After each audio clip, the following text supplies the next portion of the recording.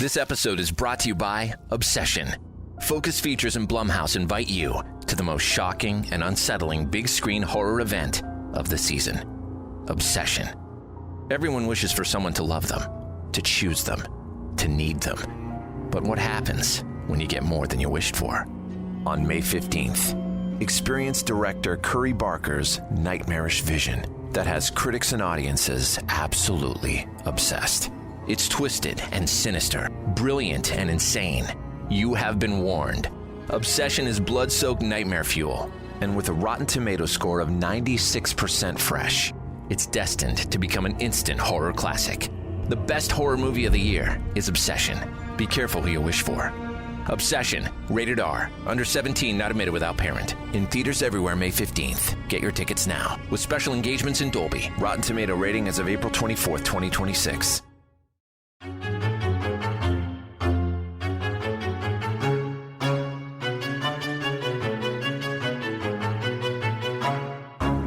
I hate to say it, but his parents have been feeling unwell as of late, and I'm staying with them to help take care of Alex. Oh, so that's serious.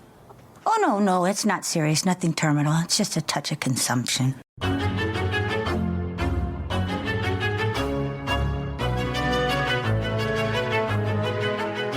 And welcome back to Horror Queers. We're talking British-Australian collaborations.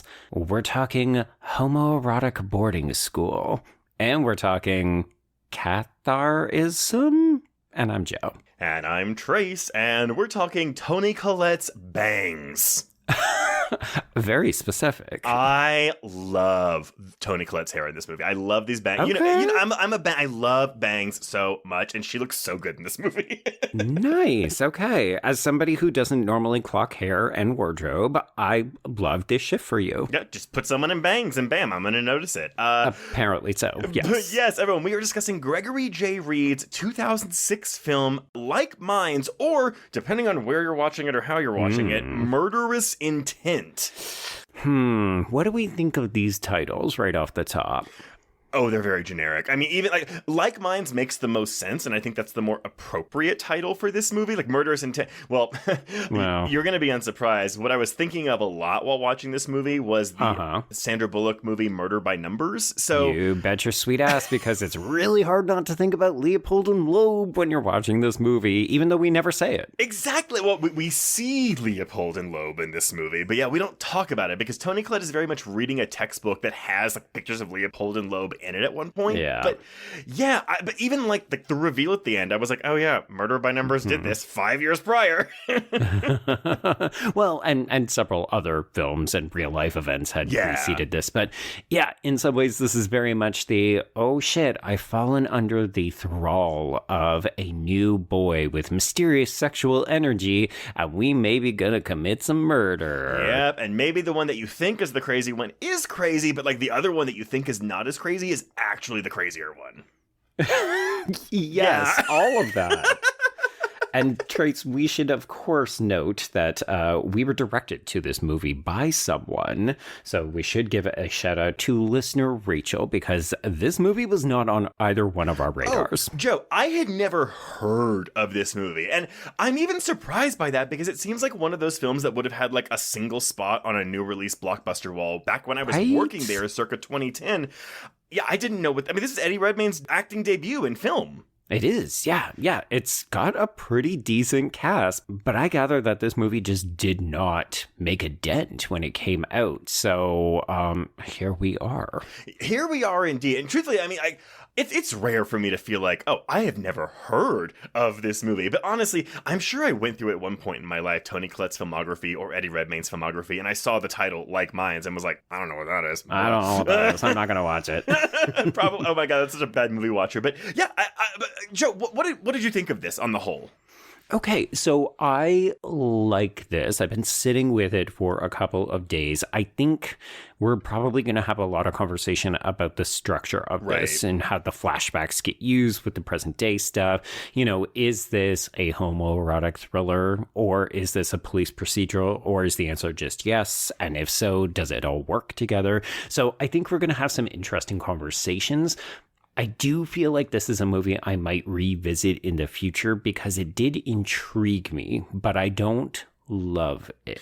I'm kind of in the same boat. I mean, I settled on giving this a 2.5 out of 5. Like that's okay. Which may seem harsh, but it's kind of that thing where I'm like, I think this movie's fine. I think there are a lot of really interesting parts to it. Yeah. But appropriately, the whole doesn't really come together for me. The gestalt of it all does not fully come together for you. And I gotta tell you, I mean, I'd heard of Gestalt theory before, Gestalt psychology, which are Gestalt therapy and Gestalt psychology are very, like, they're different things, but I'm still not, I don't think I fully grasped the concept yet, even though, like, I was watching this and my husband, like, they were talking about Gestalt theory in the film, but they didn't use the word yet. And my husband just goes, oh, Gestalt theory. And I was like, I'm so glad. Yeah, I don't get this. I agree with you because I think there's that. And then there's the stuff with the Cathar and the Knights Templar. Oh, and boy. We're name dropping all of these things. I don't know how vitally important it is that we as an audience understand every little detail in order to fully, get into the plot.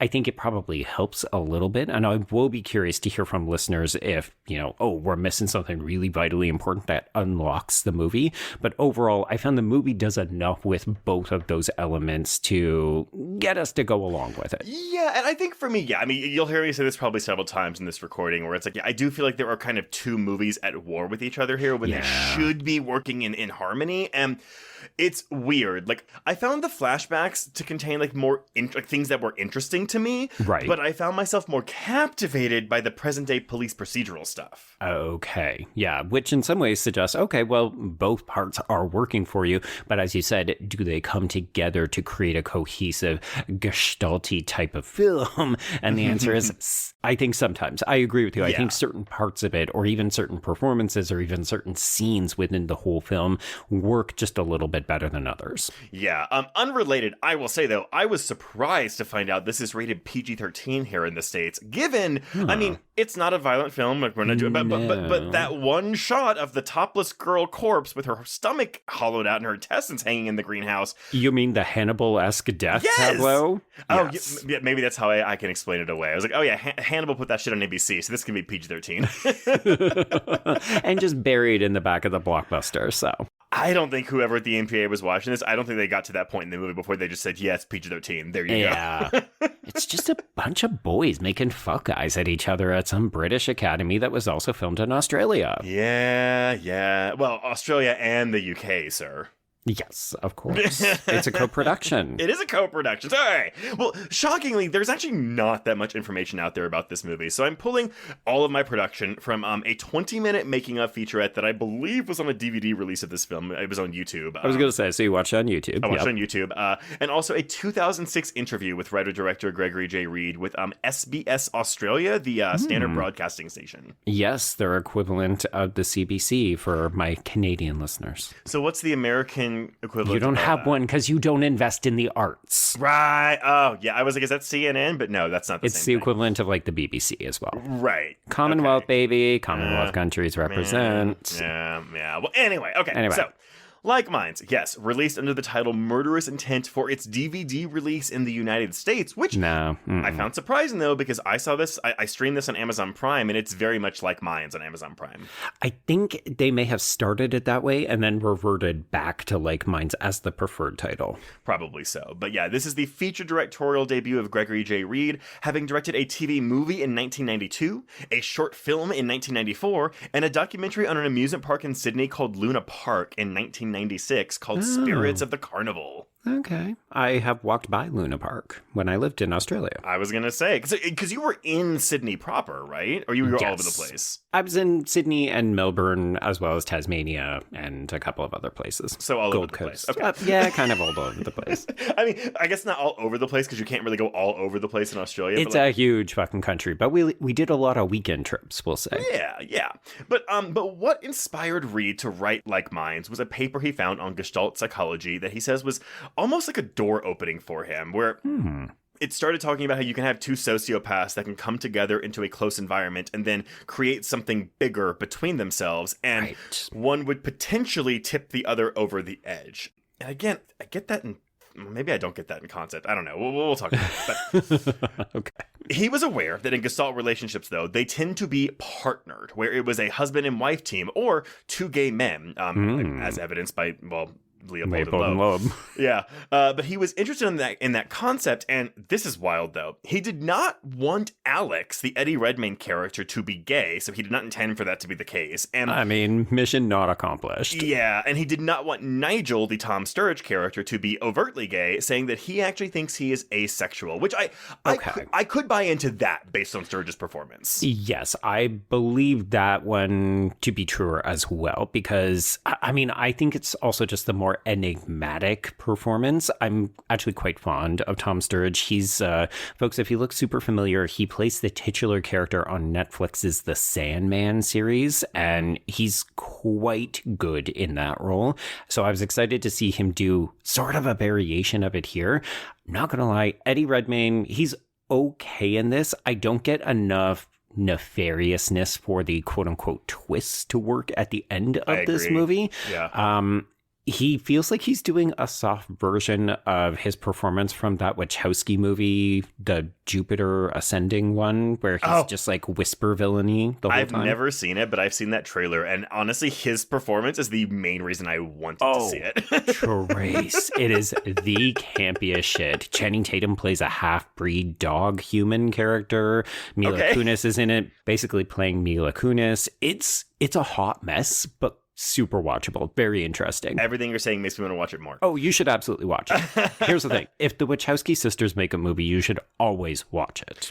Yeah, I think Redmayne is fine here. I like Sturridge, but I guess my thing is I just don't think he has the opportunity to do much besides stare. Well, it's because it's so heavily focalized through Alex, because, of course, everything we're getting of the character is from these flashbacks or from these voiceovers or from these police interviews, right? So I don't know that we meet Nigel. We meet Alex's version of Nigel. That's probably true, and that's also why, spoiler alert, like the reveal of he did pull the trigger on the shotgun or whatever. Like, so obvious though, right? So obvious, but I'm also just like, I don't know enough about this character to know why he would do this, other than all this mythology surrounding the Knights Templar or whatever. I was gonna say, I've got you. I have something ready for you.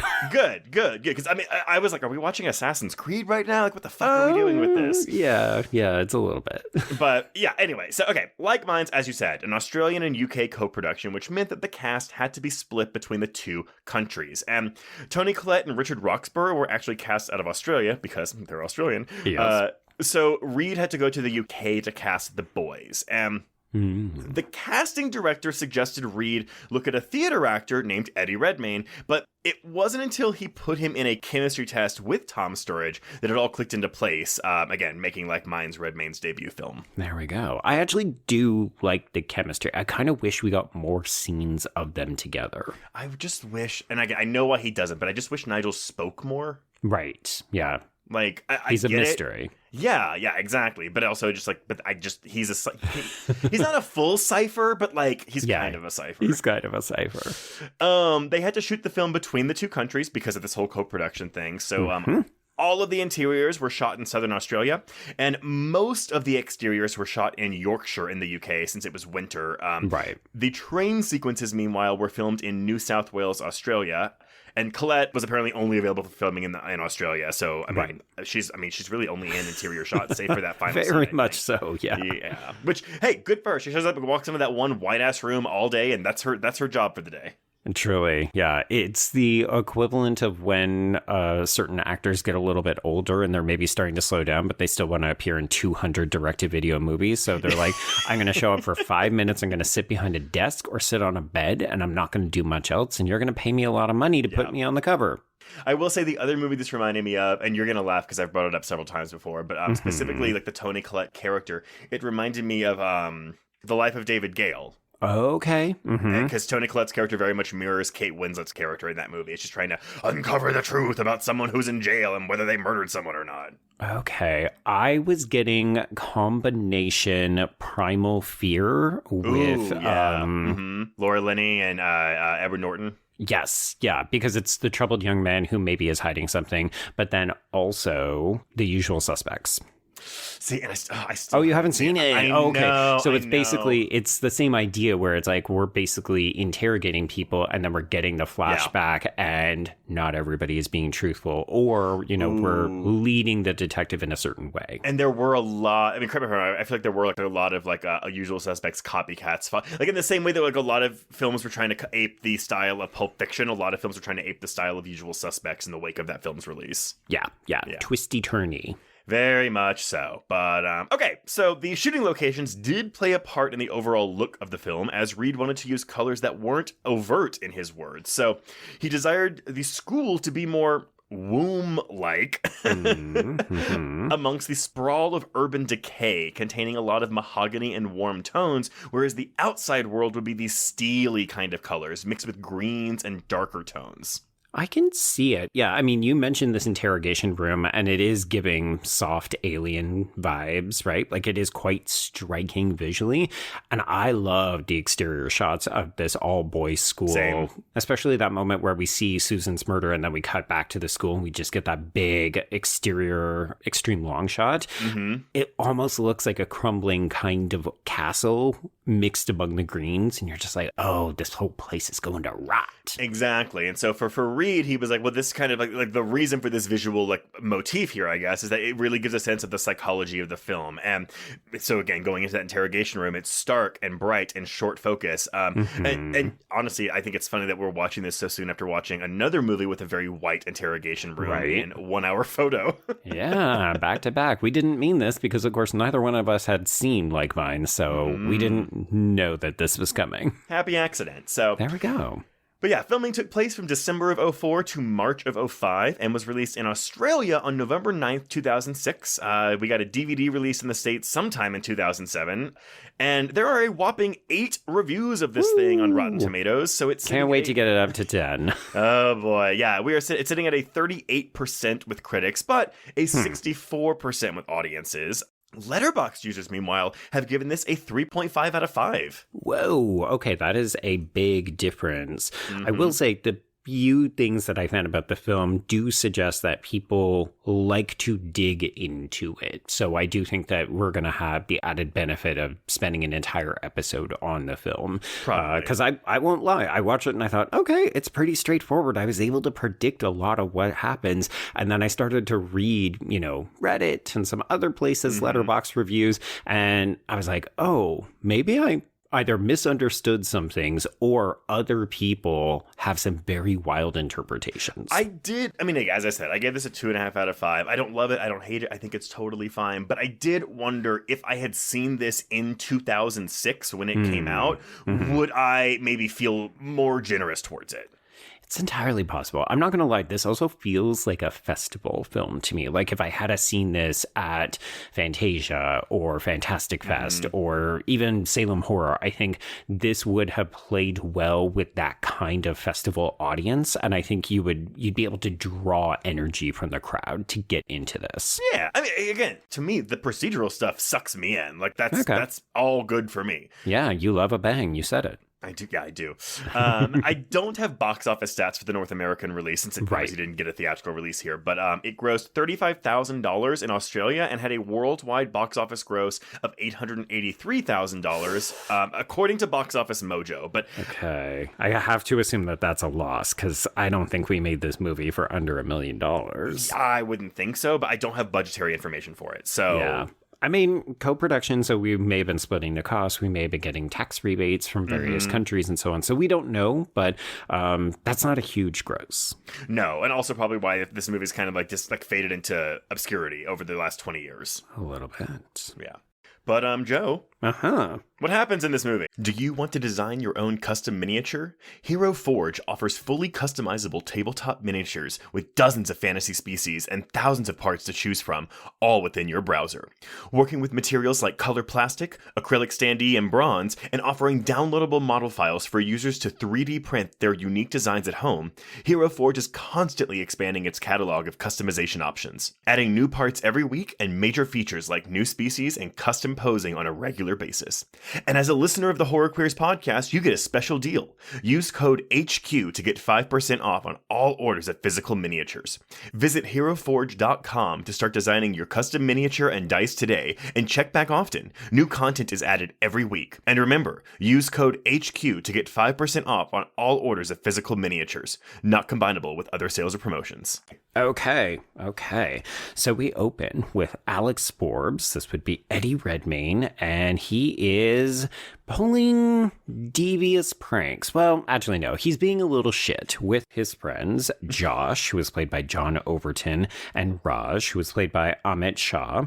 And they are stealing from what I keep calling the night train, because we only ever see this train running at night. But I think it's also because that's when people are sneaking away from this boys' boarding school. Yeah, I would think so as well. Yeah, and they keep like sticking their heads or bodies like out the opening in between train cars. And yeah.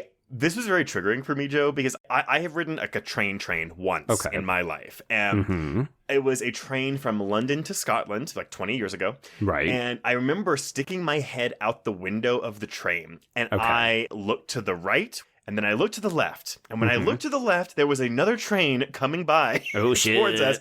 And when I tell you like how close the tracks are to each other, I literally I whipped my head in. And if I had waited even a second longer, I would have been decapitated. Jesus. Okay. And I think about that. It's like my time travel moment where I'm like, what if I did die like there? Right. And I'm just like living out some alternate reality life. I don't know. Interesting choice. And then you became a podcaster. Apparently so. Yeah, I really spent my life well. That gift of life. Right. Yes. No, I mean, this is typical Daredevil behavior. It's a solid way to introduce these characters, because I don't necessarily get the impression that Alex is necessarily the ringleader, but it suggests that Alex is not hanging out with the best of people, or that he attracts people who bring about a dangerous side of him. So I think as a character introduction, it's actually pretty smart. Oh, for sure. I mean, I think this tells you exactly who Alex is right off the bat. Yeah.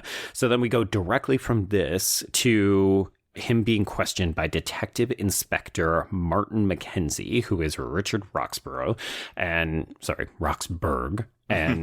I know him from, Trace, can you guess what? Moulin Rouge. Okay, yeah, you know what? That is a good guess. Okay, Van Helsing. Van Helsing. Okay. No, he plays Dracula in Van Helsing, if you have forgotten, folks, and he looks like he's having a lot of fun in that movie. Yeah, I had to look this man up because he was giving me Sean Bean, but I was like, I know it's not Sean Bean.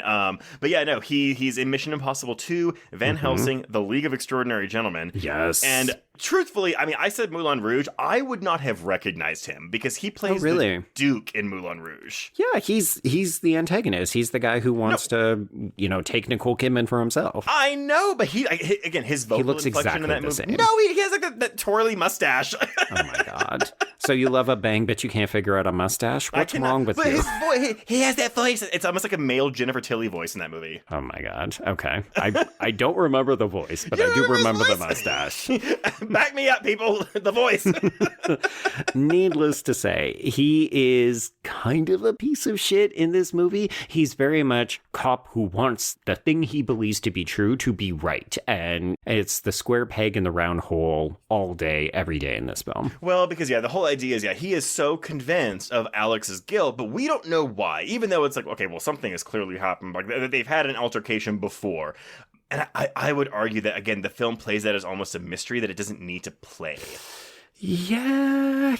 I mean, here's the thing. Okay, so introductory scene, train stuff, and then we've got this scene where he's being questioned and you understand, okay, I'm not sure how these two events are connected. Maybe it's because we caught Alex stealing from this train, but then no, we cut and it's just Alex holding this dead boy's body in the rain, crying uncontrollably.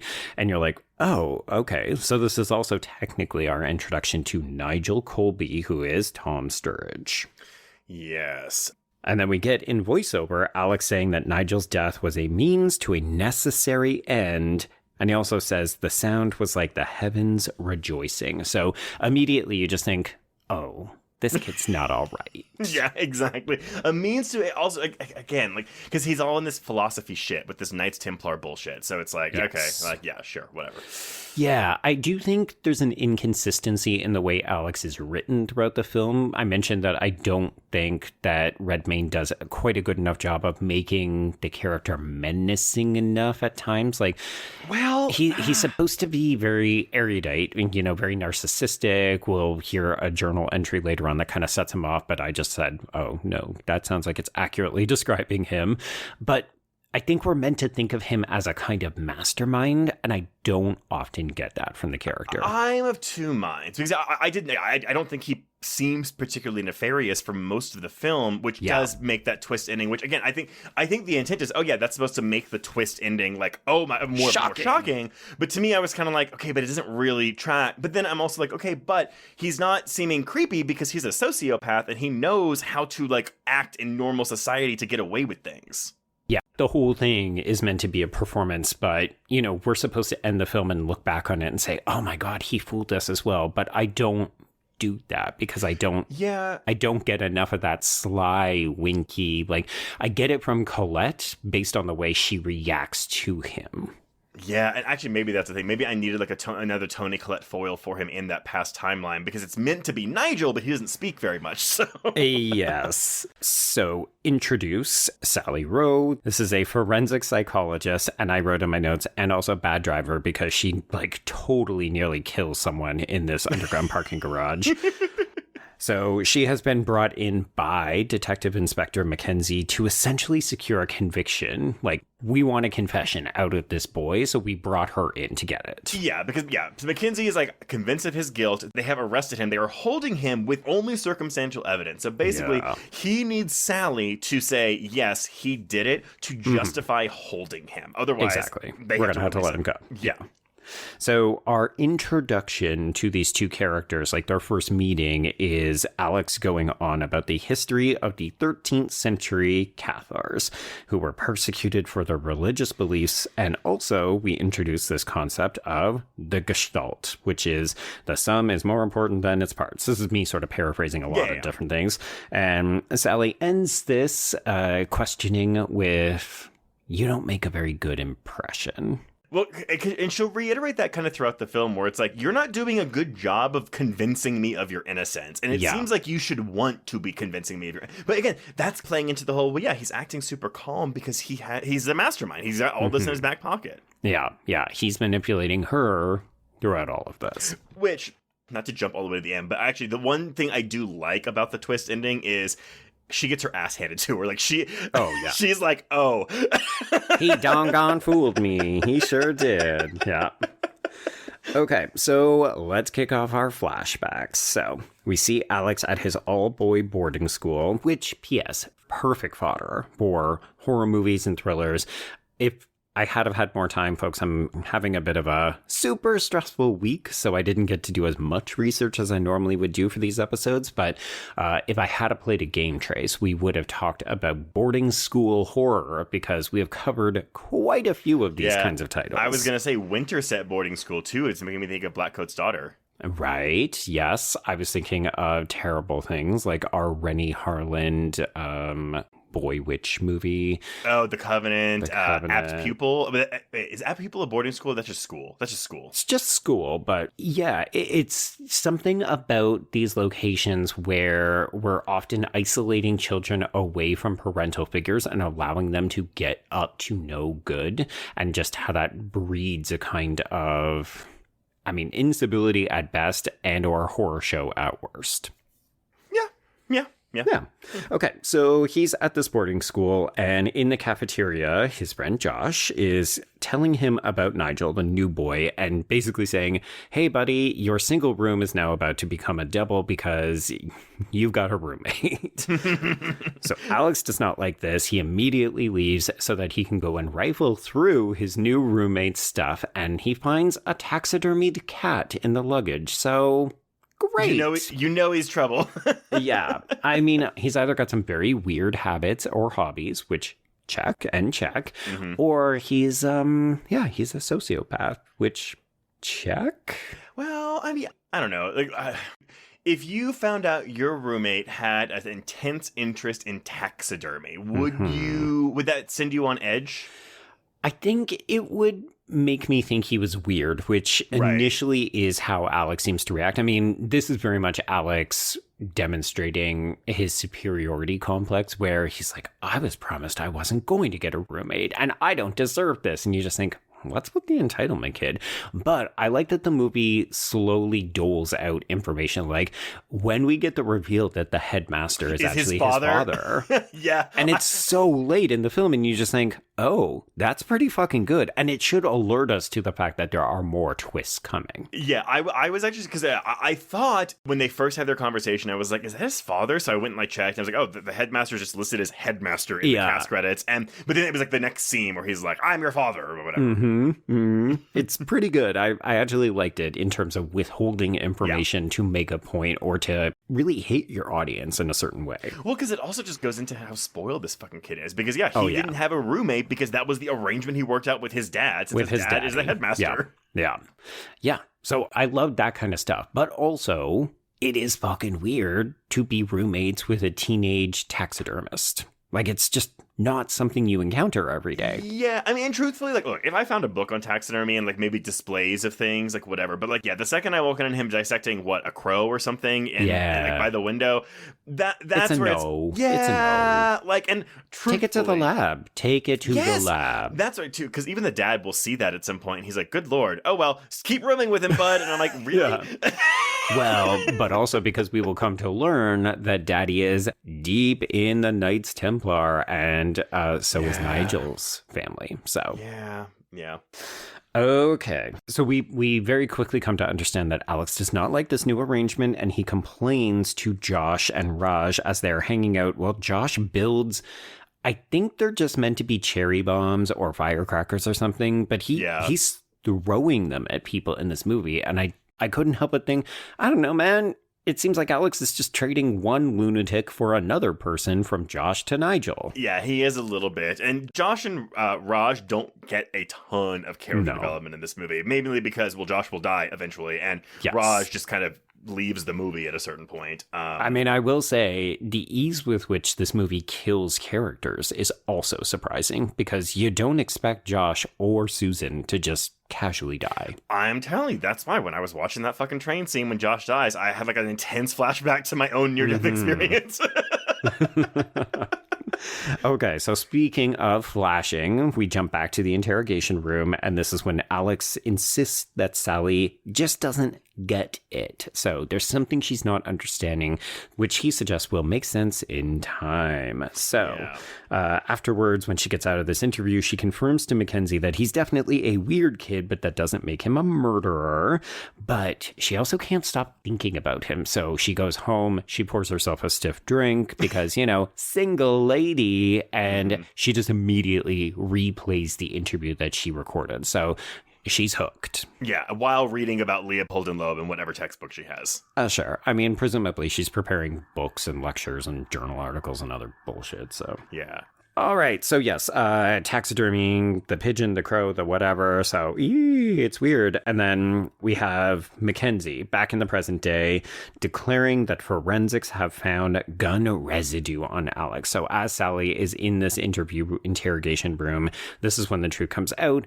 Alex flips out. He grabs a hold of her wrist. He's insisting he didn't kill Nigel, and Mackenzie whacks this kid, to which I said, oh, you're going to get in trouble for that. That's the thing. And again, we don't know why he is so adamant that this kid provokes him to violence, essentially, that this kid is like this. But I was like, dude, you're not even in the privacy of an alleyway. You're in the police interrogation room with a bunch of recording devices. Yeah, and witnesses. And even though I think we're meant to infer that there's also some kind of relationship. I mean, obviously, that's why we called Sally in. Right. But I get the impression, I think the film wants us to believe that there may have been a sexual relationship or some kind of romantic relationship between Mackenzie and Sally at some time. I did pick up on that too, but yeah, the film, I mean, it just kind of hangs there. It never really delves into it. Yeah, but when he brings her a bottle of apology wine later, I thought, I mean, I guess you could look up where your colleague lives, but it is very much, oh, we've been here before, but not because I was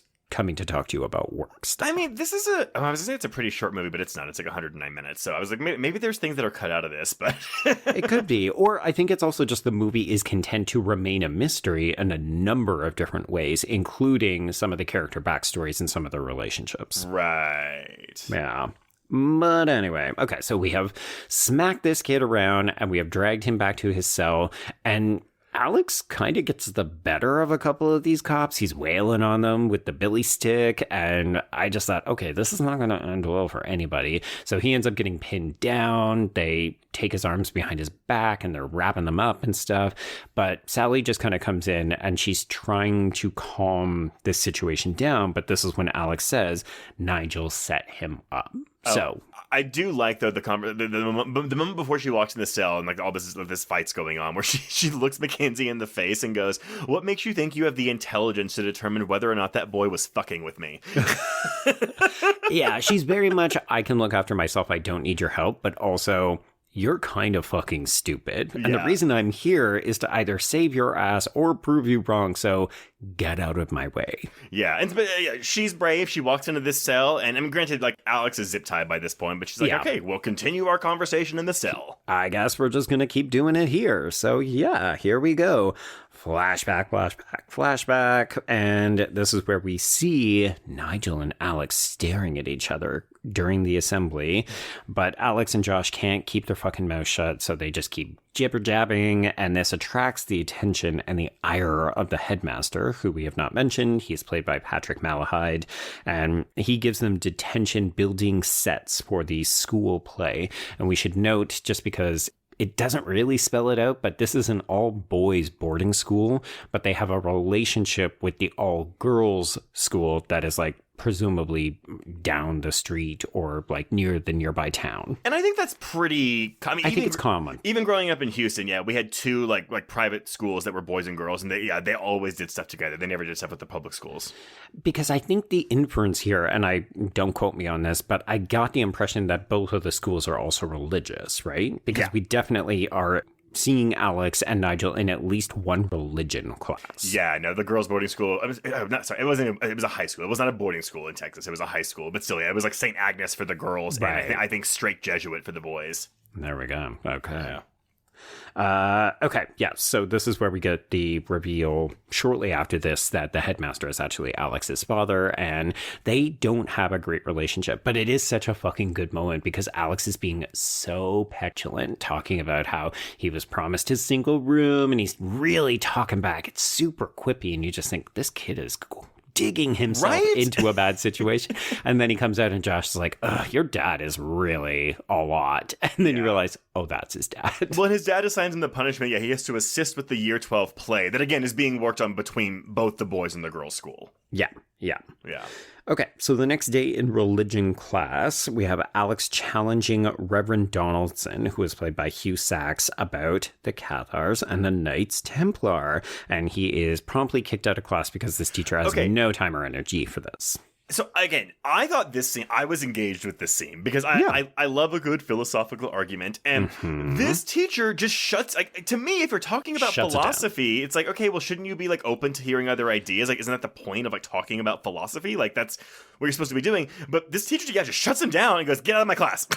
Well, because the conversation that Alex is trying to have is not what the lesson is about. This is Alex bringing something that has no bearing to what they were actually trying to accomplish. And he will not let it go. So this teacher's like, you're a disturbance, get out. I just think a good teacher should be like, yeah, let's have this conversation, but whatever. Sure, unless you're teaching to a curriculum and a standardized test. But it's philosophy. It's philosophy. Needless to say, I'm going to give people a primer now on some of this stuff because I didn't know what the fuck any of this is. As I said off the top, I think these scenes do give you enough of a taster or enough of a primer that you can mostly understand what the movie is doing. But I think there is some hidden depth here that if you start to question it or dig into it, it might make the movie open up a little bit. So I'm going to bring in a man named Toni McMahon, who is an investigative historian and author who goes by the nickname The Beardy Historian, which I love. Ooh, good for him. Okay, so he has written a book called The Knights Templar, History and Mystery. I'll link to it in the show notes. But here's an excerpt where he talks about the Cathars and their relationship to the Knights Templar. So, in the Middle Ages, the Roman Catholic Church went to war against a group of Christians who had rebelled against the Pope's authority, claiming that Rome and its bishops and priests were rotten to the core. So, cities, towns, and villages rejected the church sacraments, and the people became Cathars. And this is all around the 13th century or the 1200s. Okay.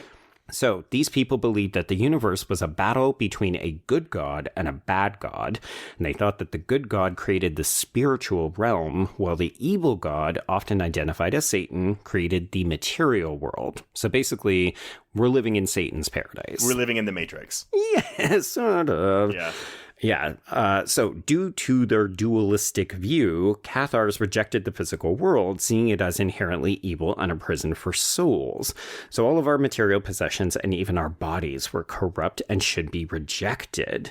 And the Knights Templar and the Cathars are linked by ties of blood and kinship because, spoiler alert for like a religious crusade, the church basically said, these people are abominations, they need to be gotten rid of, which is what Alex is actually talking about here, right? They were called heretics and they were gotten rid of.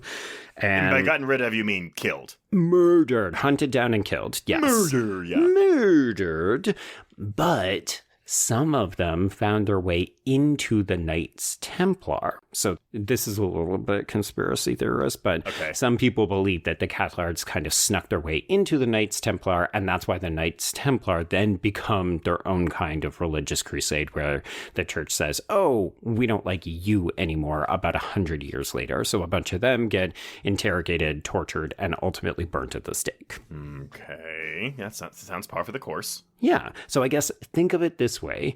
If Nigel truly believes what he believes, because we will come to learn that he believes that both he and Alex are descendants of the Knights Templar. Right. So they have this kind of like special blood, very religious-y lineage or whatever. Is it like eugenics?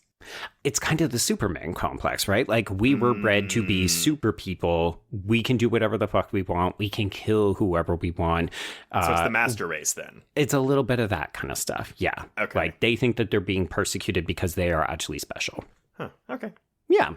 So that's my interpretation of all of this. And I'm open to hearing from other people. Yeah, I buy into that. So there you go. Do you want to design your own custom miniature? Hero Forge offers fully customizable tabletop miniatures with dozens of fantasy species and thousands of parts to choose from, all within your browser. Working with materials like color plastic, acrylic standee, and bronze, and offering downloadable model files for users to 3D print their unique designs at home, Hero Forge is constantly expanding its catalog of customization options, adding new parts every week and major features like new species and custom posing on a regular basis.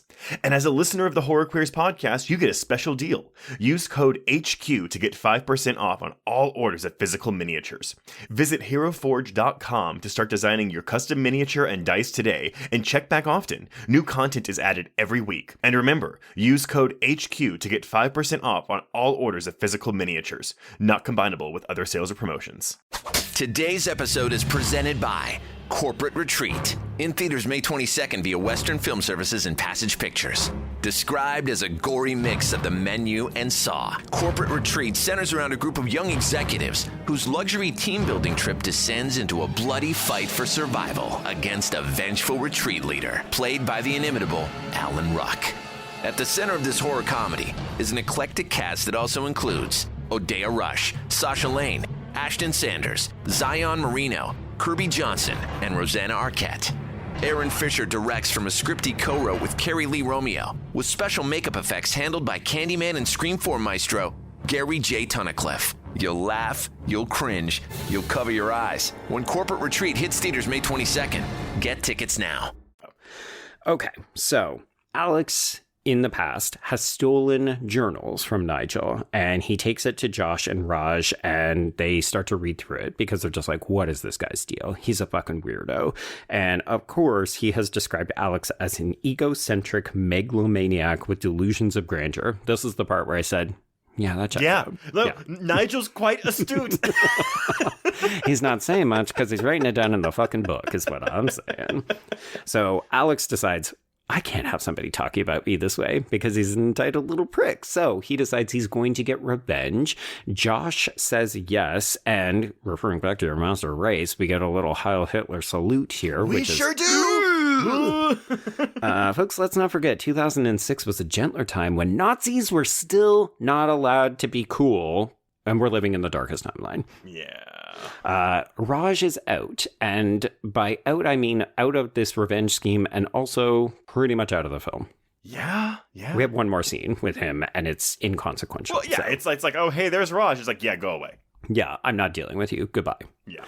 Okay, so we cut to Josh and Alex gassing Nigel, even though he seemingly was already asleep, but I guess we wanted to be able to transport him to the night train uninterrupted.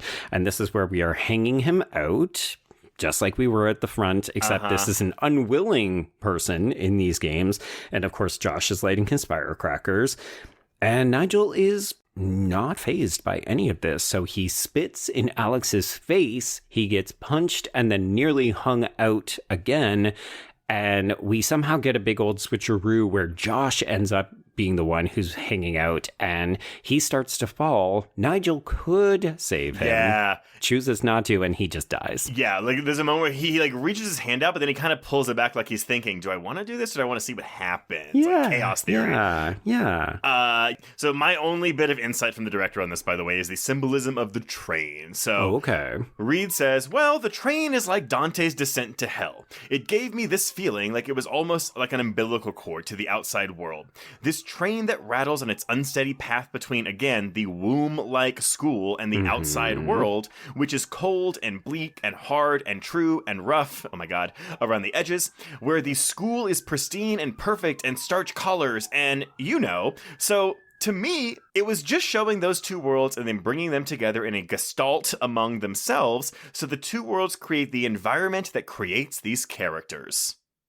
He loves an umbilical womb kind of metaphor here, doesn't he? But I can see it. I mean, one of the things that I've discovered in doing a lot of reviews of queer films with Conrad for my other podcast is that queer films also really love to traffic in trains. Like, trains are super fucking queer. Something I think about, people are going places, especially for teenage characters and coming of age narratives. It's all about, you're not standing still, you're constantly evolving, you're moving to new things, and it's part of the coming out process. So if we look at it that way, Alex sees this as some kind of, it's an outlet where he can be a piece of shit, but also it's this transition, like this moment where we lose Josh and we bring in Nigel instead, and that kicks off this Gestalt transformation. Right. Okay. Also, I said Gestalt transformation like I was suddenly speaking German, and I don't know why. I keep saying Gestalt, but I think it is like Gestalt, right? Gestalt.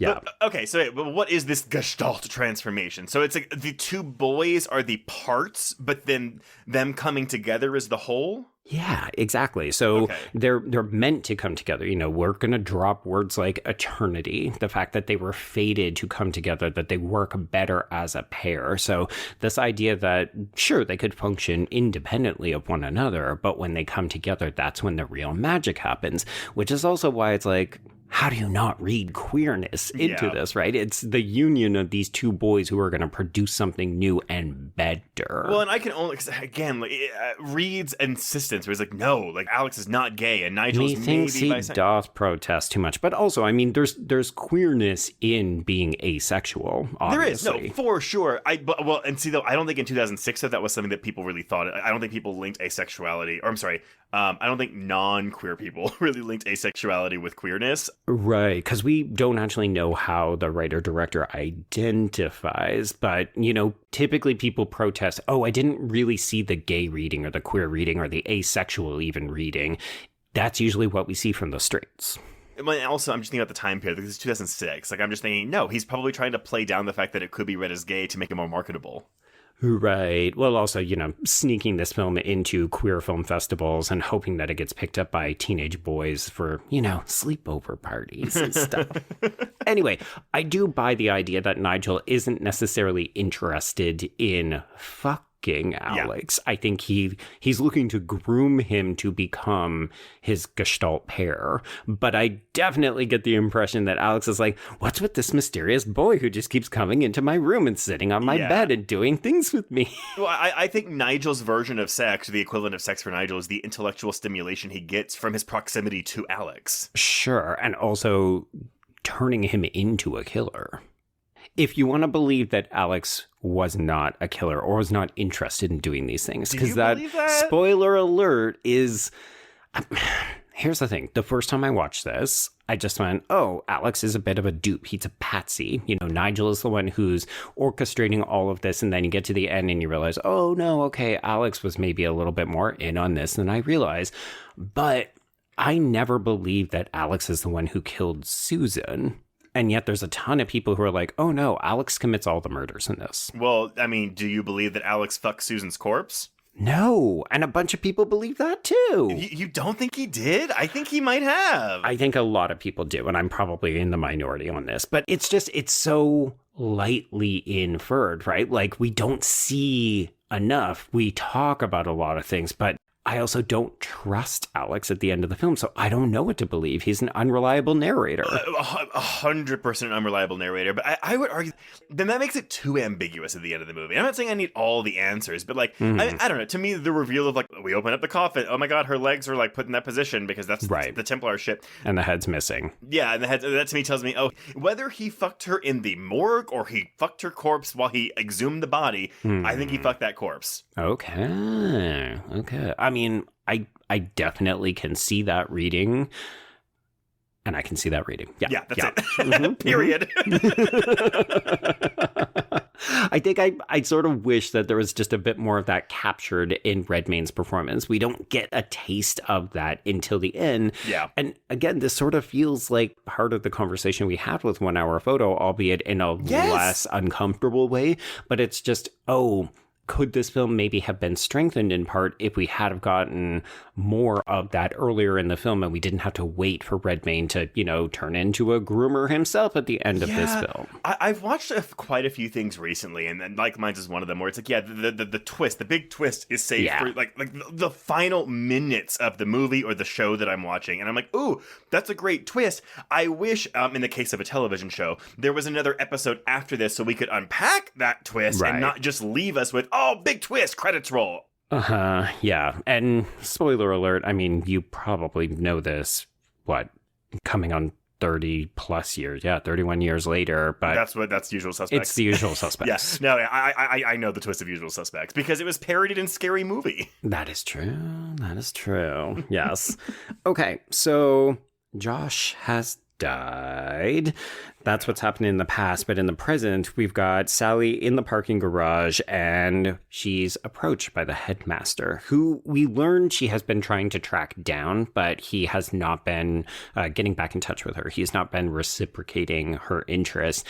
I love the way that this is shot. So we watch her try to get her car started, and we just see someone approaching her, walking towards her, but it's out of focus. And you think, okay, well, there's a couple of characters unaccounted for, but is she in danger in this moment? Because the movie does start to veer into conspiracy theory in parts, right? Like this Knight Templar shit is very secret society, but we're not giving you secret society. Oh my God, the skulls, right? Yes, exactly that. Mm-hmm. Which... Trace. Yeah, we've covered it. Boarding school. So, I mean, yeah, like secret societies, especially for colleges and universities, it's a dime a dozen. We love to do that kind of shit. But I love that, this is the introduction of these two characters meeting. And she's essentially like, hey, I've been trying to get in touch with you. And this is a part that has aged disastrously because it's too fucking true. It's the white father coming up to the psychologist or the police officer saying, well, my son, he's so good. Maybe he's done some bad things, but he's got a lot of potential and you should definitely help him out. And I was just like, yeah, we've seen about 20 to 25 years of that at this point. And 100%. And just, yeah, you know what? The white boys with a lot of potential, send them to fucking jail. Well, and it's also because this dad, like, he I don't have an informed opinion on boarding schools because I've never been to one. And I'm sure there is a reason for their existence. But it ultimately, like, in this particular case, seems like, oh, no, like, even though this dad is the headmaster of the school, like, he's sending his kid there because the school parents him in lieu of himself. It's definitely that. And then there's this promise of, oh, he is talented. Like, we know for sure that Alex is a very good student, although we will see him struggle to write his essay. And that is one of the ways that Nigel gets his hooks into him. But I think we're meant to, at least in the early parts of the film, understand that Alex has a great future ahead of him. You know, he's going to graduate with top honors from the school. He's probably going to go on to a coveted position in the Knights Templar and probably become an important figure in British society. Anyway, so yes, it's very much, why aren't you helping my son? He's got lots of promise. Yeah. And we even drop a you people in this part. But he means psychiatrist, right? I think he means psychiatrist, but also by extension, the police. Oh, yeah. Okay, so we get Sally going through the key signifiers of the Gestalt, which is that there's usually a troubled history with parental figures. So this theme of abandonment, the death of a parent, or these kids are being neglected and abused. And of course, we recognize all of these symptoms. I mean, again, that's also boarding school. It's kids being abandoned by their parents, as you said, to be raised by these teachers. And sometimes they're also troubled, right? You know, we sent them away to boarding school. Right. And see, again, I think it's a very foreign concept to a lot of people in North America. Like, we don't do this a lot, but we did this quite a bit in British society. And like, I don't want to come down as too prejudicial against boarding schools. Like, I mean, like, I'm sure people had great experiences at them, but their depiction in pop culture is often like, oh, fucking bad shit's going on at the boarding school. Well, and it's very much like, again, like, parents don't want to deal with their kids. They don't have the time to deal with their kids. And so they send them off. Like, and that, again, that's a sweeping generalization that I'm fully admitting. Like, that is the impression I get. But you're right. But it's how we use it in popular culture. Exactly that. Yeah. Okay, so in the past, we go to Josh's funeral because he has just died. Everybody's very sad, except for Alex and Nigel, who are just fucking each other across the coffin. Oh, God, yes, the coffin. They're separated by the coffin of their dead schoolmate. Well, what brings them together, though? Death. Yeah. So, Nigel has technically been moved to another room, so we're back to our own room, but Alex continues to feel their connection. So, in this voiceover, he says things like, it was like he had taken my soul. And I just wrote in brackets, gay. Maybe you're just gay. Yeah, no. Okay, so these lines of dialogue, because he's speaking to Toni Collette Sally in these moments. And like, before we get to this flashback, there's a part where he tells Sally, if I am guilty, then it's for allowing Nigel to get too close. And I was like, bitch, you're guilty. I know you're guilty. If I am guilty of having my anus probed by Nigel's steely finger... I mean, what? Who's talking? What's going on? I'm innocent. Yeah, and I think even Sally rolls her eyes at that line delivery too, but still, I'm just like, come on, kid. Like, I mean, this is really where Redmayne's performance and his vocal affectations are working to sell the character, because he's so pompous and entitled, and you're just thinking, you know, we side with Sally in these moments because you think, this fucking rich prick kid, he's trying to pull one over on us with these purple prosy soliloquies, but then you realize, oh, maybe he's lying and maybe he's trying to protect something. There's more to the story. Ooh, we need to unpack it and so on. So I like it, especially early in the film, where we just don't know how much to trust Alex. Yeah, and I mean, I would argue with each passing minute, you trust him a little bit less. Like, I don't. Oh, sure. I don't think you start to trust him more at any point during the film. No, because the movie does a really good job of saying, okay, well, the reason we keep cutting back and forth between the past and the present is because we're learning a bunch of shit that Alex is seemingly not really talking about in the present, and the past is revealing it, which is where I do think the structure works. Like, I was trying to think if there's another way to organize this narrative, and I can't think of another way. But I agree with you that there were times where I just thought, we keep having to go back to the past, or now we got to jump back to the future so we can do a Toni Collette, proof of life scene. And it just doesn't always work in terms of the pacing. Like, sometimes it works really well, and then other times I just thought, it's herky-jerky. Herky-jerky is a good way to put it, because there were times where I wasn't bothered by the pacing at all, but then there were times where when we made the shift between the past and the present where I was like, oh, crap. Okay, so we're about 40 minutes into this movie, Trace. Let's introduce a girl. Yeah, poor Sue. Poor Susan. Jesus Christ, what a role to have in this narrative. So, yes, we are doing our detention, working on the sets for this play, and Alex has decided he's going to take an interest in Susan, who is played by Kate Maberly. And so he watches her at rehearsal. Nigel, of course, comes creeping in, sits directly behind him in this church pew, and just starts whispering about how Josh must be at peace now. I just thought, what a fucking shit disturber Nigel is. And I wrote this in my notes. I was like, it takes 45 minutes of this movie for Nigel to have any sort of meaningful dialogue.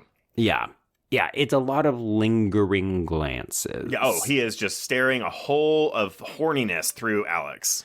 I know it didn't entirely work for you because you just felt like it was an arm's removal from the character, but I find Sturridge is magnetic, even when he's not saying anything. There's something about his look, and it's also the fact that, it's a little bit of Betty and Veronica, but boys, where, we've got the really dark-haired, white-skinned complexion of Sturridge mixed with Redmayne with, his cutesy freckles and his kind of strawberry blonde-ish hair. And those lips.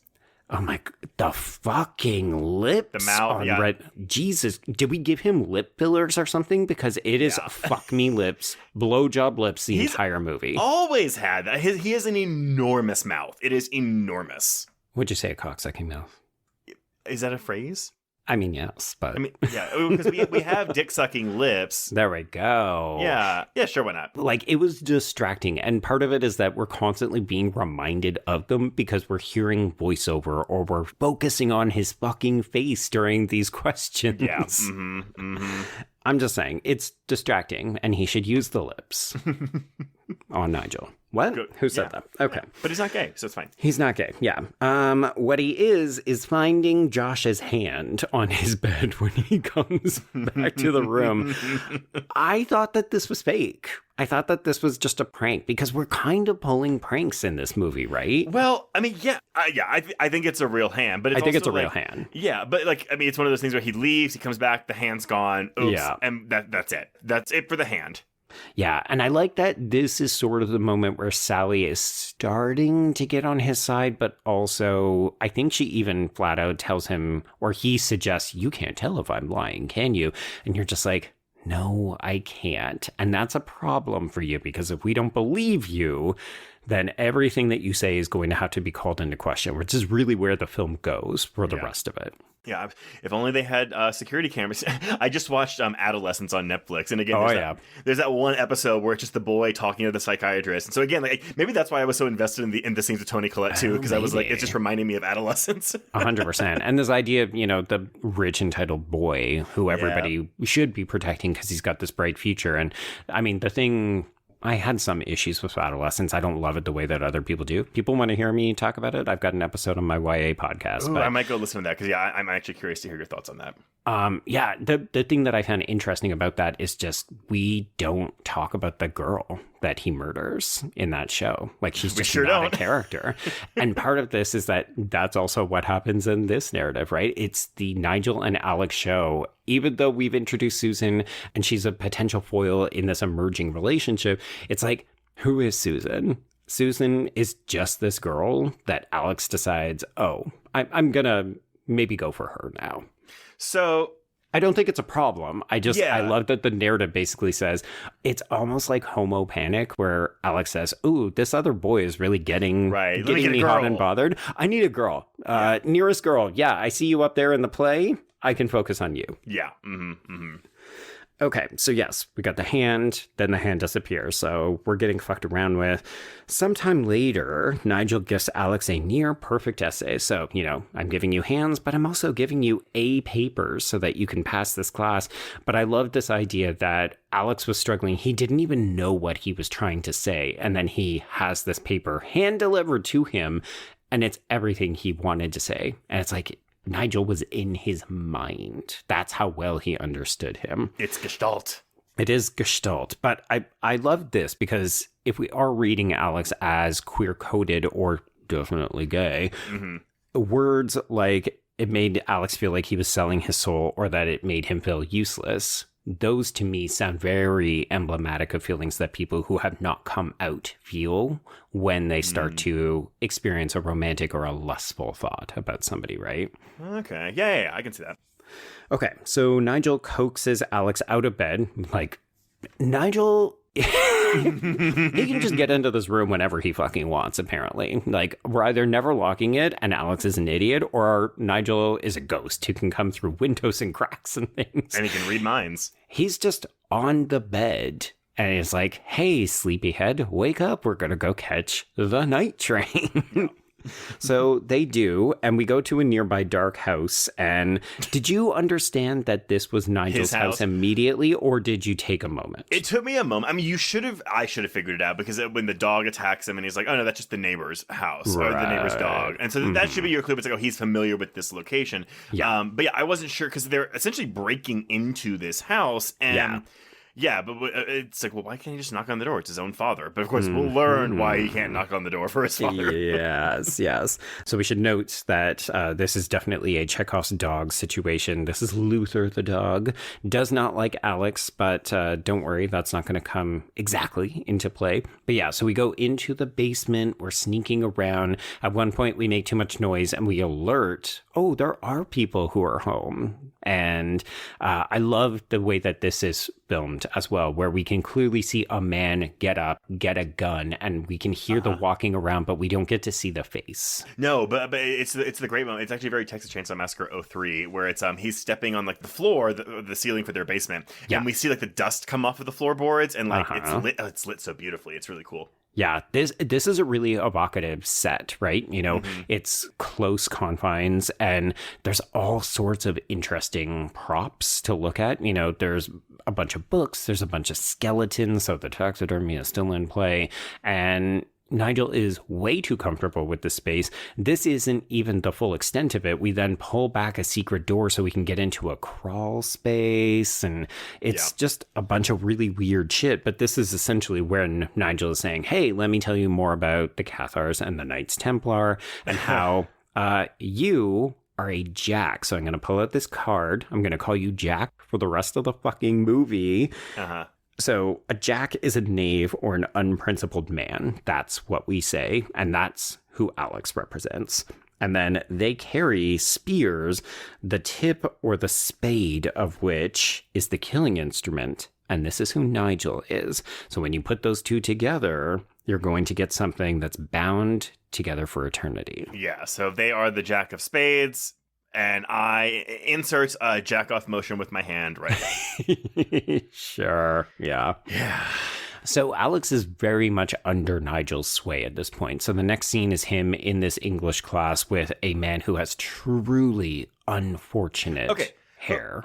Question for the movie as a whole then. So do you think, though, truly, in this moment that Alex is under Nigel's sway, or do you think for most of the movie, Nigel is under Alex's sway but doesn't realize it? See, because are we supposed to know? I don't think we're supposed to know. At this moment in time, you're meant to believe it's the former, and when you get to the end of the film, you're meant to question it or believe the latter. Yeah, like it's who's in control. That's what I think the movie is having the most fun playing at. I just sometimes wish it was more obvious that we're meant to be questioning it. But I think that's what the twist does. We're supposed to recontextualize the entire movie with that, oh, it was Alex in control the whole time. And admittedly, I did not rewatch this movie after seeing it to like see if it plays differently on a rewatch. So I can't speak to that. But just playing with my memory, I don't think it would. I don't think so, because all of these recreations in the flashbacks in the past are being told to Toni Collette's Sally. And that's a filtered version of the truth, which is what I meant. Like, I think that's why we're also not really sure how to exactly feel about Nigel, because it's a construction that Alex is playing up for Sally's benefit. Yeah. But, you know, whether that makes the film stronger or weaker is debatable. For sure. Exactly. Okay, so essentially, at this point, from what we understand of the film, in this current moment, Alex is under Nigel's sway. So he says, you know, can we truly ever really know somebody? And this teacher is like, kid, way above my pay grade. But the answer is no, obviously. So Alex proceeds to immediately go to Susan. It's the gay panic. Okay, well, I can't get him out of my head, so I'm going to try to bed down with this chick. He literally says, can we hook up after school? And I just thought, is that a colloquial thing in the United States or North America? Because, like, you would never ask someone to hook up unless you wanted to fuck them or at least make out with them. I mean, now if I say hook up, it definitely is like a fucking thing. But I feel like in middle school even, yeah, we would say let's hook up later. And that's very much, it's like just a hangout thing. Right, yeah. But yeah, no, I mean, I feel like nowadays hook up is very much a, no, you're going to fuck. Right. Yeah. As adults, hookup is definitely a no strings attached fuck date. But hey, they make a date to go see Hitchcock's Strangers on a Train. Uh-huh. See previous episode. Because gay. Because gay. See, actually, it's very on the nose, right? It absolutely is. And I can't be too mad at it because I think the reality is that Reed, the writer-director, I think he understands that that is also considered a Gestalt relationship, right? Yeah. But I feel like in 2006, we still kind of knew that there was a queerness to that, to rope, to a lot of Hitchcock. So part of me thinks, again, he's protesting too much by saying, oh, well, Alex and Nigel could never be read as queer. Yeah, but it's like, come on, man, you included Strangers on a Train. But between the two, though, I would say I would feel more in line with what you're thinking if he was screening Rope instead of Strangers on a Train. I guess. I mean, I'm splitting here. But I just think that Rope has more queerness to it than Strangers on a Train does. It's more obvious for sure. Yeah, it's more overt. Yeah.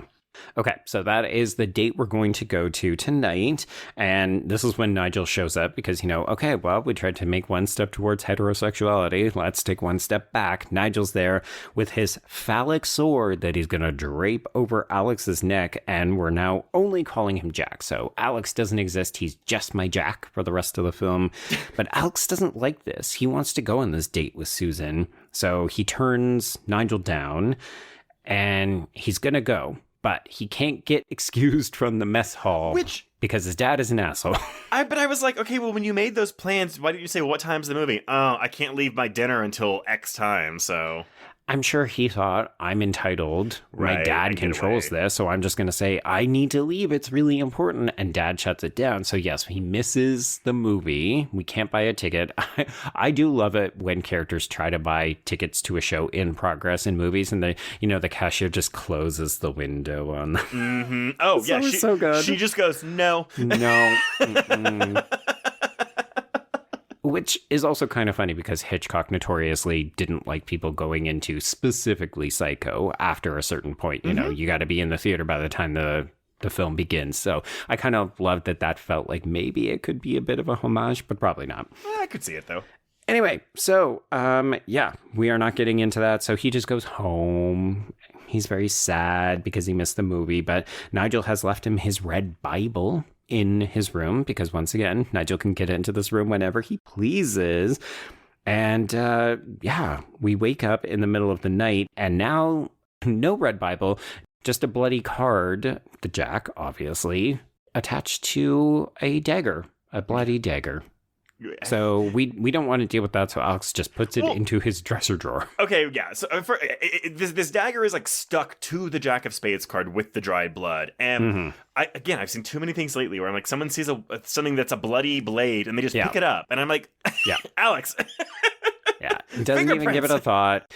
If anything, he kind of goes, oh, curious, but also get it out of people's eyesight. I'll just put it into my desk here, and then seemingly forgets about it. It's like kind of like the hand, right? He either doesn't want to deal with it or he doesn't know what to do with it, so he gets rid of it. Yeah.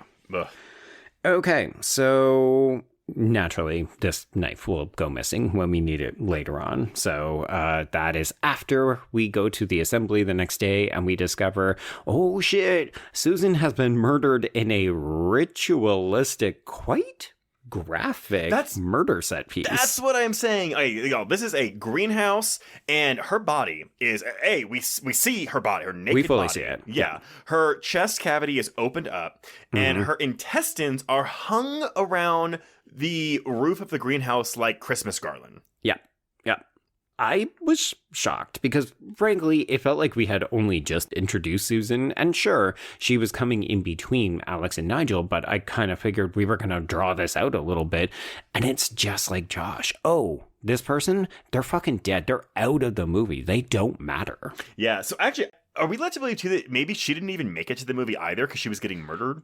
So they confirmed that she never made it to the movie because that's why they interview everyone associated with the play, because she went from rehearsal to, oops, never made it to the movie theater. So unfortunately, Alex also gets caught in a lie when we bring in Detective Inspector Mackenzie. And this is why he doesn't like Alex, because he catches him in this lie. Hey, weren't you supposed to go and meet her? Because she never made it, and she's dead, and you just lied about it. Yeah. Oh, yeah, because he says, oh, well, looks like you both missed the film then. Which catty bitch comment. Yeah. Like, a girl just died. Yeah. Mm-hmm. Which just tells you where Mackenzie's priorities are, right? You know, but we will come to understand that it's not just, oh, Alex lied to him and he's a murder suspect in this case. It's that, oh, I don't like you because I know who your dad is. I know what club your dad belongs to. I'm also a member, but I'm just a lowly police detective. Okay, now I'm going back to all this stuff where it's like, okay, yeah, this Gestalt theory, you know, it's two sociopaths, one tips the other over the edge. So I'm going back to, yes, I do think that Nigel did this. I do think that Nigel killed Sue. And I guess, yeah, the big twist at the end of the movie isn't, Alex was a mastermind behind the whole thing. It's, oh no, this is his tipping point. Nigel finally tipped him over the edge. Yeah, because there's nothing delaying or keeping him from indulging now, right? Susan was the barrier that we put up to separate Nigel and Alex, and with her gone, so hypothetically, if you believe, as I do, that Nigel killed her, then this allows Alex the freedom to then be, you know, cool, indulge in this, explore this, these dark patterns and behaviors. Yeah.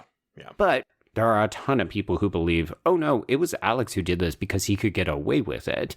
This is him grooming Nigel to get on board with it. Look at what we can accomplish. Right, but when everybody, so they confront each other after this interrogation, and Nigel tells Alex that leaving the knife in his room was fingerprint insurance. Which I say, well, shouldn't you have put it in his hands then? I mean, I guess he's in Alex's head enough to know that his Jack will just pick it up because he's a fucking idiot. But Alex replies to him, "You did it, didn't you?" And Nigel says, "No, Jack, you did it." And but I read that as, you made me do it. Yeah. I think that there's another version of this movie, and I'm not going to suggest this is the case, but basically because so much of these interactions with Nigel are only really presented from Alex's perspective, right? Because he's spinning this yarn for Sally. These are all for her benefit. Right. I think in another version of this movie, you could actually have it that Nigel was never here for some of these scenes. Dude. This is actually just Alex saying, oh yeah, no, we totally had that conversation. And I either am fucking undone mentally, or I just lied about it. And Nigel was never there and I just did the whole thing. I did for a split second think we were going to beautiful mind this and be like... A split second? Yeah, exactly. But again, the fact that Nigel's murder is the entire inciting incident for this movie, I was like, oh, well, that can't really be the case. That wouldn't make any sense. Yeah. And I think that the film would not go down very well at all if it was, he's actually just imagining this character of Nigel the whole time. But it would have been interesting to have had, Nigel is definitely there sometimes, but maybe not always. All the time. Mm-hmm. Yeah. In any case, folks, I would be curious to hear, who do you think killed Susan? Because honestly, it seems like people are split. Like, some people 100% think it's Nigel. Other people are like, no, it was Alex the whole time. And did Alex fuck Susan's corpse? Well, I think most people believe that he did. It's just that we're not really seeing it. No, yeah. Okay, so we do these interviews. Alex gets caught in his lie. This is when we confront Nigel. Fingerprint, blah, blah, blah. this earns Nigel a punch. We love to punch Nigel in the face in this movie. But then they kind of do this back and forth where it's like, oh, well, you get out of my head. Oh, well, you were in my head first. And it's just like, okay, boys, just bang it out already. Yeah. Anyway, Nigel insisted they would make a wonderful team and that all of this is so invigorating. Sure is, boys. Okay, so we're back in the present and Headmaster Forbes asked Mackenzie to release his son. So we tried this with Sally, didn't work. Yeah. So now he's going to go directly to the detective inspector in charge of the case. And he reminds them that they're both part of the same club. Did we know that either one of them were part of the Knights Templar before this, or did I miss something? I don't think so, but also, yeah, because this is like, oh shit, like, yeah, we're going in deep into like, yeah, the secret society territory here, who's involved, whatever, and it doesn't really come to much, to be honest. I think it's more just the payoff of why Nigel ends up going after Alex or vice versa, because they both believe that they are descendants from this important timeline. And it's justified because, you know, okay, we know all these people with attachments to the club, to the powerful men. So, yeah, I don't know. It does occasionally feel a little underbaked. Mm-hmm. So, yes, then in Mackenzie's office, this is when Sally starts to question, hey, how come we haven't heard anything from Nigel's parents? They're missing. Valid question. And Mackenzie's like, oh, we haven't been able to find them. And it's like, you're saying that like it's fine. Yeah. And part of this is because everything we know about Mackenzie is that he settled on Alex as his number one and only suspect from the very beginning. So he has not tried to do much of anything that would discount that. And I think that's also why Sally ultimately is our protagonist. She's the one who gets duped at the end of the film because she's the one who believes that she's actually investigating the truth. Right. And here starts her investigation, which again, I was really invested, but I was also writing in my notes like, you're a forensic psychiatrist. You're not a detective. Yeah. Why are you doing this? Why are you, have you fallen into a Dario Argento film now? I'm like, are you getting paid for this? Are you on the clock right now? Like, no, what's going on? It's the middle. Is it the middle of the day? I think it's the middle of the night. Yeah. Yeah. Anyway, she definitely appears to be off the clock, but she's sitting in her car in the rain. She's calling the house to make sure nobody's home so she can sneak in. So yes, we've seen this house before. This is Nigel's house. And, she's been directed here by Alex, who has suggested that there is a conspiracy afoot. It's not just, where are Nigel's parents? It's there are pieces of evidence that maybe could go missing, and that's why you need to go to the house and find it. So she goes in. She goes to the basement. We're hearing sounds throughout this entire investigation. She's pulling folders off. We see Nigel's handwriting. He's got his anatomical drawings, observations about different things, including like, hey, don't trust Alex and all this other bullshit. But I love that you can, every once in a while, hear something and you're like, wasn't there a dog earlier? Oh, sure yeah. was. It's time for Luther to come back out. So we have this very exciting scene where she has to end up like blocking the crawl space. And then, oh, look, we found Nigel's parents. Okay, but like, I didn't realize that's who the bodies were right off the bat. But like the Polaroid she finds in like before the dog attacks her. So I wrote in my notes, it's a half-naked girl passed out in the bed. You're kind of, because you don't know who this person is in the photos yet. I thought it was Susan because I was like, we just killed Susan. So we killed her, but we took pictures of her body before we performed this ritualistic murder. But if you go back and look, you very clearly cannot see the face and the hair doesn't actually match. Yeah. Well, and I just thought it was another girl. I thought it was supposed to imply to us, he's done this before. You know, this is the first time he's killed one of these girls. We will find out shortly. Yep. This is his mother. This is Nigel's mother, Helen, who will be played by Catherine Bradshaw. And so just this sleeping woman in her lingerie. And you're like, okay, what? But she's got to hide from the dog. And then we find the bodies. So call Mackenzie in. Hey, you didn't look very hard. The fucking bodies were here all along. He gets super defensive, and it's kind of enjoyable to watch because he's just a bad detective. Yeah, he's like, what are you doing here? It's like, well, why aren't you doing your fucking job? You should have found these people. But it is also, I think, evidence that she is overstepping. She's becoming too invested in this. She firmly believes that Alex is innocent because, look, he directed her to this trace. Almost as if he's been masturbating the whole fucking But it's also because, like, bitch, stay in your lane. You're a forensic psychiatrist. Go home and drink your wine and read about your textbook Leopold and Loeb shit. 100%. You should be preparing for that lecture at the end of the movie. Yeah. You should not be finding embalmed corpses beneath the house. I think that's why I like the reveal so much, that he fucked with her, because it's like she is so proud of herself delivering that speech at the end. 100%. Look at me. I'm the talk of the town, respected by my colleagues, getting standing O's. Yeah. She can't enjoy that pleasure for like 2 minutes. It's like, I did it, everybody. What do you mean I'm being called to the cemetery? Fuck. I have an amendment to my speech, please. Yeah. Okay, so let's meet the parents. I love that we introduce mom, but we don't know who she is via these photographs. And then we get the next flashback, and it's the introduction to Nigel's parents at the play. So visually, we're telling the audience, hey, there's the woman. We just don't know it. So the father is John, played by David Threffel. And I already said who the mom is played by, but the performance that they are attending. So the play that we have been working on is Lord Tennyson's Becket. This is an 1884 play that it was inspired by the murder of Archbishop of Canterbury, so Thomas Becket, by agents of Henry II in 1170. So Trace, our religious conspiracy. This is all about the heretics and other things. So this is the connection to the Cathars and the Knights Templar. Woo! This is the equivalent of we're studying this thing in English class, and then it's like that's what the whole movie is actually about. Yeah, exactly.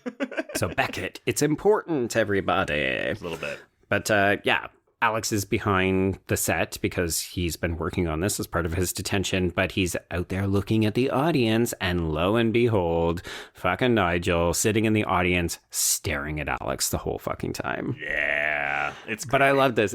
It's creepy, it's a little unnerving, but it's also kind of hot, and Alex goes back to his room and just flops on the bed and goes, "Oh, Nigel." I was like, all we need for him to do is stick his hand down his pants because he's flummoxed. Yeah, just some fapping sounds.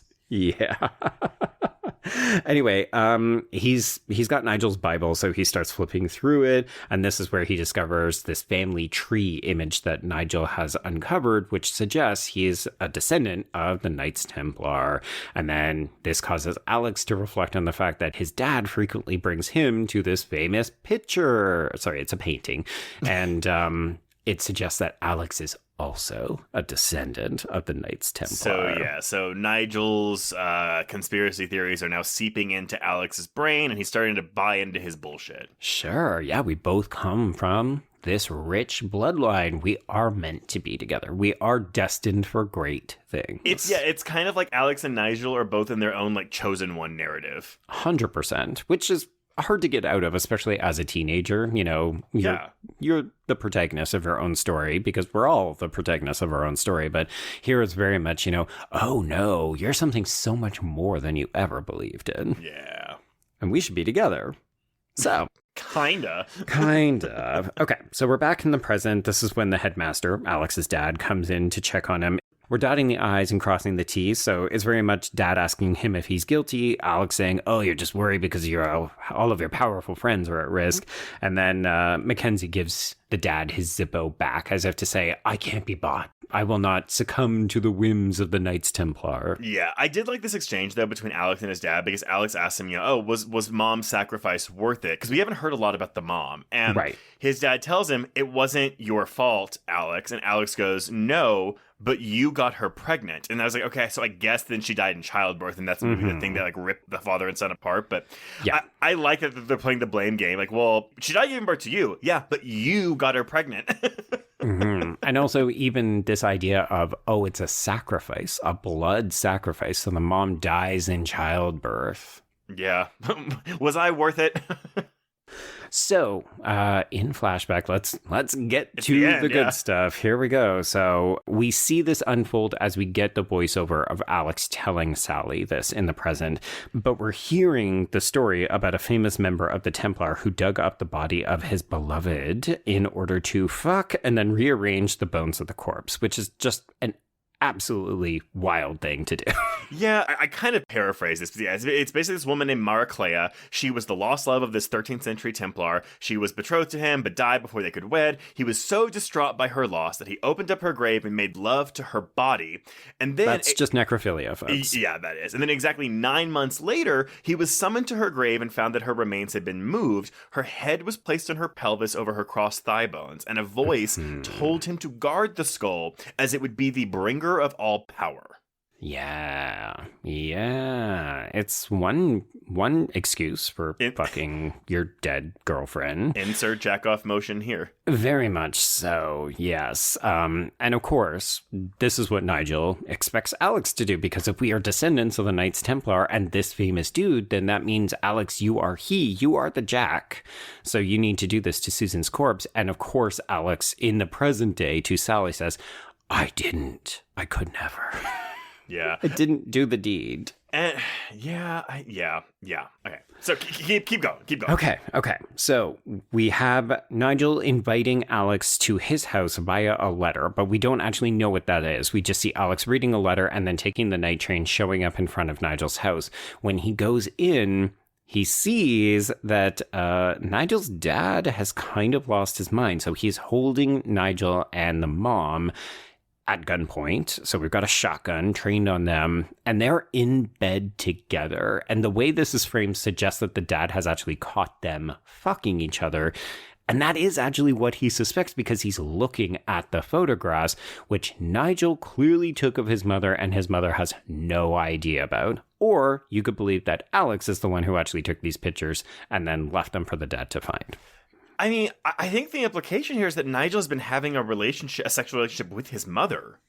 Okay, but she doesn't seem to know anything about this. Do you really think that? I thought the idea was that she didn't know anything about the pictures. Oh, okay, but she knew about the sex. Yeah, because she was having it. Okay. I mean, that's what I got from this scene. But again, yeah, it's not explicitly stated. But yeah, we have angry dad pointing a shotgun at his wife and son because he found lewd Polaroids of his wife in his son's room. And so, yes, but also, they're sitting in bed. The mom's just wearing a bra, I think, isn't she? Yeah, I mean, I will confess, not so much when I was a teenager, but, you know, I in bed with your mom.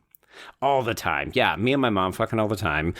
But only when I was younger. No. I mean, but what you're trying to say is that you've been in bed with your mother where she wasn't like fully clothed. She was maybe in her undergarments. It was one of those things where like my family had a pretty loose relationship with like leaving the door open if you go to the bathroom or if you're taking a shower or something. Oh yeah, mine too. So it wasn't a weird thing, but the movie is definitely presenting it as something fucked up is going on here. And it's a question of who do you believe and who is actually telling the truth. But the fact that we keep saying, and you just don't really know because the movie doesn't tell you. It's the whole movie in one scene where you just don't exactly know what to trust. Because, and again, I'm working on my memory here, but because I think we all see this again through Alex's eyes. So we don't actually see the moment in the room whenever the dad first busts in. I feel like we come He's already got the gun on. Yeah. So it's like we don't get to see, he busts in and oops, like Nigel jumped off of his mother because he was mounting her or something. It's like, no, they're already like split up. He's holding a gun at them. So yeah, we don't know. Yeah. And the body position is such that you could just believe that Nigel had been ordered to sit on the bed next to his mom by his father at gunpoint before Alex came in and so on. So like there's little variations on how to read this scene, but I kind of love that.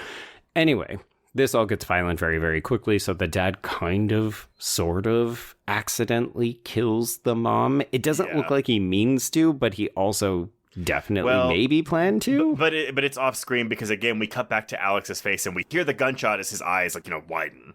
Yeah.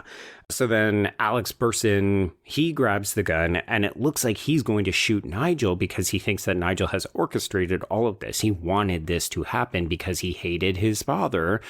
And the dad jumps in front of the gun so that Nigel doesn't get blown to pieces. And oops, Alex has now committed a murder. Mm-hmm. Yeah, so he has a bit of a panic attack, which again, in my mind, suggests that he has not killed someone before. Or you could read it as, this is not someone he had planned to kill. Or this is a performance that Alex is giving for Nigel to keep him under his sway, keep him as a thrall. So again, lots of ways to read it. But he has a bit of a meltdown. And of course, Nigel just sort of sits across from him in the hall and says, "Killing is such an extraordinary feeling, isn't it?" So then we ritualistically burn the organs so that we can embalm them in, the cellar crawl space, which is where we discovered them. And then this is Nigel suggesting that it was Alex who killed Susan and not him. But I think in this moment, though, Nigel also admits that he fucked his mother's corpse. So whether or not they were fucking before she died, he did fuck her corpse. Well, because this is what we do. This is what the Knights Templar told us to do. But again, though, so Alex is doing this with Susan, a potential, a girlfriend. Nigel's doing this with his mother. So if we're kind of trying to emulate the legend of the 13th century Templar or whatever the fuck. 100%. The Maraclea. It's so that's why I do think that Nigel and his mother were having a sexual affair because his mother is his Maraclea. Right. You are convincing me. And again, I think part of it is just because the movie doesn't confirm stuff it doesn't give us the concrete visual. There's just that open level of questioning. And I do really, really like that. But yeah, when you read people's hypotheses, it's like, oh yeah, Nigel was fucking his mom. Oh yeah, Alex definitely fucked Susan. And I will say this. I mean, I'm still sitting at that 2.5 rating, but I am enjoying talking about it and theorizing about it. I think that is very fun. Yeah, and that's why I think the movie, I don't know if it will play better on a rewatch, but I am kind of curious to hear from folks if they have seen this more than once. Do things fall into place? Or is it still kind of like, oh no, the movie keeps its secrets? Yeah, Rachel, let us know. Rachel, we need to hear from you. Okay, so yes, so we have burned organs, we have embalmed parents and so on, and this is when Alex just nopes the fuck out. He doesn't really want to do this anymore, so we end up leaving, and Nigel follows him to the train station. It's now begun to rain. Oh, everybody remember where the movie opened. So we've got Nigel trying to insist, we need to be together. It's fated. It's got to happen. He's on the ground. Alex is pointing the gun at him. Nigel reaches up to pull the trigger. So technically, this is a suicide. Content warning for the suicide. Yeah. But he's basically telling Alex, you and I are one. So pray for the two of us because we're about to accomplish something great. Yeah. So it's like this, talk about delusions of grandeur. He's like, oh, our deaths will seal the deal. We will become one. Wow. Yeah. So you are meant to believe that this is the big revelatory twist. So this is Alex finally coming clean to Sally. This is what happened. This is why I was crying and holding his body that night in the rain when Mackenzie found me and so on. And now all the truths have come out. Okay? So let's jump ahead. 9 months later, Alex is scrapbooking a newspaper story about how Nigel framed him for this death, and Sally is lecturing, receiving her rapturous reviews for the fucking Gestalt, and she includes the phrase, "a merging of like minds." Ooh! She said the title! She said the title, everybody! So she comes out and she finds a letter on her windscreen. Yes, I'm using the British slang. And this letter includes a jack of cards, which is marked, "My beloved Susan, my Mara Clara." And Mackenzie calls her. He is at the graveyard. Susan's grave has been desecrated. Someone has stolen the head. The legs have been moved, just as we knew they would be. And because, it's that 9 months. I guess 9 months because of 9 months. Well, remember, that's what the story was, right? Right. The knight came back 9 months later, and the head with all the power and so on. Right. Okay. Yeah. Okay. So our final scene is we see Alex. He's looking great. He's looking very well rested. He has the medical case that Nigel used to carry around, and it's not at all subtle that somebody's head is in that fucking box. I mean, what? That case. So he walks up to another boy who is sitting there just kind of minding his P's and Q's and says, "Hey, do you like history?" Suggesting that the cycle will now repeat itself. Yeah. Also, I do have to point out Toni Collette's delivery of "evil little fucker" whenever she realizes what's been going on. Is it fucker or is it shit? Evil little shit. Oh no, it's fucker because it's a callback because Mackenzie said the exact same thing about Alex earlier in the film. Evil little fucker. Right. Yeah. So this is very much the Kaiser Sose moment. Yeah. And Alex has gotten away with it, and he'll do it again. But I do believe, actually, I do believe that Nigel killed Susan, just like he killed his parents. But I do believe that, I think that Nigel pulling that trigger, that was the moment that Alex, like the tipping point for Alex. I think that was the moment where he like believed all this was true. And he probably went back and fucked Susan's corpse and decided to wait that 9 months. Okay. I don't know. It's wild, right? Like, the movie is surprisingly low key. Like, it's actually not an especially exciting movie. No. But when you start to unpack it and you realize, oh, we're talking about necrophilia, we're maybe talking about incest, we're talking about, grooming murderers and all this other bullshit. Like, this movie has a lot of weird shit going on in it. Yeah, and I can't help but feel like, it might have benefited from an R rating, personally, for me. Yeah. I mean, Susan's body, though. But I know! But yeah, wild. I agree with you, though. It's not particularly exciting, and I don't even mean that as like a negative critique. It's just like, it's a very... It's almost lethargically paced, right? Like, it's a bit cool in its visual aesthetic. As we talked about, it's either antiseptic white walls or this kind of rotting sort of somberness.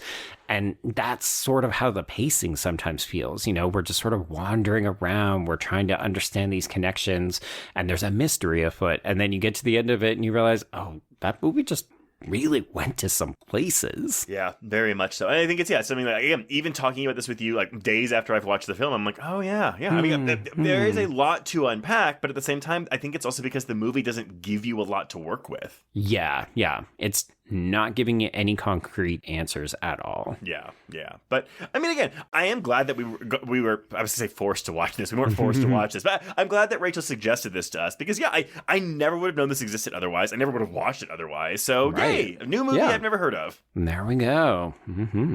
Okay, everyone. Well, before we announce what we're covering next week, some quick housekeeping. If you want to get in touch with us, you can reach us on Blue Sky and Instagram at HorrorQueers. Shoot us an email at horrorqueers@gmail.com.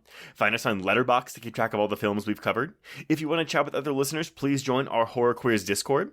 If you have a moment, please rate and review us on Apple Podcasts or Spotify. And if you want more content, including ad-free main feed episodes, please support the show by becoming a patron at patreon.com/horrorqueers. If you subscribe today, you'll get 484 hours of Patreon content, including this month's new episodes on the shark movies Thrash and Deep Water, Hokum, Mortal Kombat 2, Obsession, and a brand new audio commentary on Wolfgang Petersen's 2006 film Poseidon to tie in with next week's film, Joe. Yes, I hope you enjoyed our 20-year-old film, because that is the most contemporary title we're talking about this entire month, because we're ducking back. Well, this will be the oldest title we talk about, Trace. Yeah. 1972's original, The Poseidon Adventure.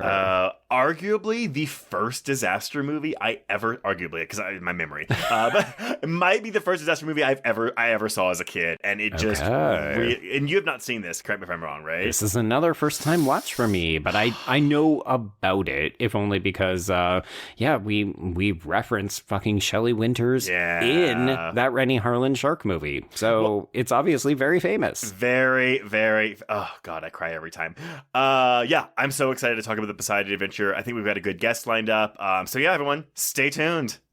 But until next time, we can cross out like minds. Indeed. And cross out horror queers. And the Gestalt.